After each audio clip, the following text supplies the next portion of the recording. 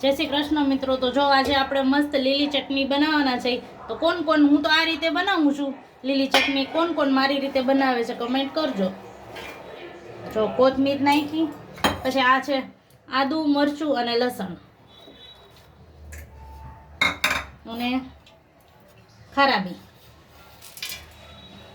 અને અમે નાખી છે થોડીક એમાં આમલીથી મસ્ત સ્વાદ આવે છે.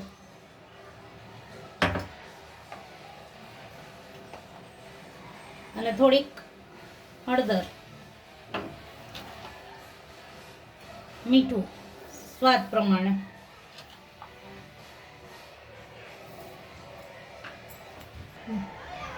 હવે એડ કરશું આપણે ખાંડ, સ્વાદ મુજબ નાખવાની. અમે તો થોડીક ખાટી મીઠી ને તીખી કરી છે. હવે નાખશું આપણે એમાં જરૂર મુજબ પાણી. ઘાટી કરવી હોય તો એ રીતે પાણી નાખવાનું, અને પતલી કરવી હોય તો એ રીતે. હવે પીસી લેશું આપણે.